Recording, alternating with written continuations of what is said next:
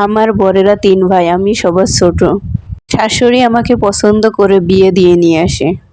আমার শাশুড়ি আমার আম্মুর বান্ধবী হন। বিয়ের ৮ মাস চলছিল, আমি বাড়ির ছোট বউ। তারপর শিক্ষিত আবার ধনী পরিবারের মেয়ে।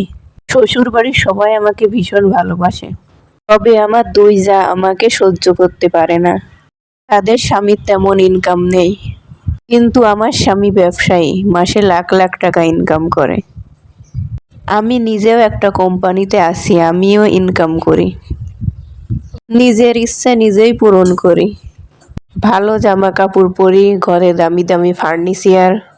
সব মিলিয়ে তাদের হিংসা হয়। হিংসায় আমার নামে শাশুড়ির কাছে কথা লাগাতে গেলে উল্টো শাশুড়ি তাদের মৃত্যুক বলে বকা দিত। কিছু করতে না পেরে তারা আমার চুল নিয়ে ব্ল্যাক ম্যাজিক করে। অবিশ্বাসের কিছু নেই, এটা কোরআনেও আছে। আমার অভ্যাস চুল আঁচড়ানোর পর ঝরা চুল জমিয়ে একটা পলিতে রেখে ডাস্টবিনে ফেলা। প্রায় ফেলি, কিন্তু কখনো এমন হয়নি।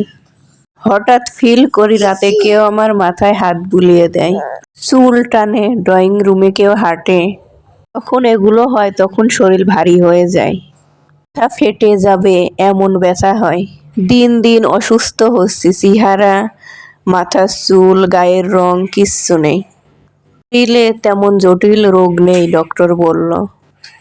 বিছানায় মিশে গেছি, কাজও করতে পারি না, এখন টাকা ইনকামও করতে পারি না। কোনো কিছুতেই যখন ভালো হচ্ছে না, আর আজান কুরআন শুনলে পাগলের মতো করছে, তখন শাশুড়ি আমাকে এক লোকের কাছে নিয়ে গেলেন। তিনি হাজী। আমাকে দেখে বলে দিলেন শাশুড়িকে যে আমার ২ জা এগুলো করেছে। প্রমাণ হিসেবে হুজুর শাশুড়িকে বললেন, আপনার বড় বউয়ের ঘরে আপনার ছোট বউয়ের একটা শাড়ি আছে অর্ধেক পোড়া, আর এই শাড়ি একটু একটু করে প্রতিদিন বড় বউ আর মেজ বউ রাতে পোড়ায়। আর আপনার ছোট বউ তখন আরো বেশি ছটফট করে। এবং ছোট বউয়ের চুল এবং শাড়ির টুকরা দিয়ে তৈরি একটা তাবিজ আপনাদের পুকুর পাড়ে গাছে ঝুলানো আছে। শাশুড়ি গিয়ে দেখে বড় বউর ঘরে আমার হারানো শাড়ি, গাছে তাবিজ বাঁধা।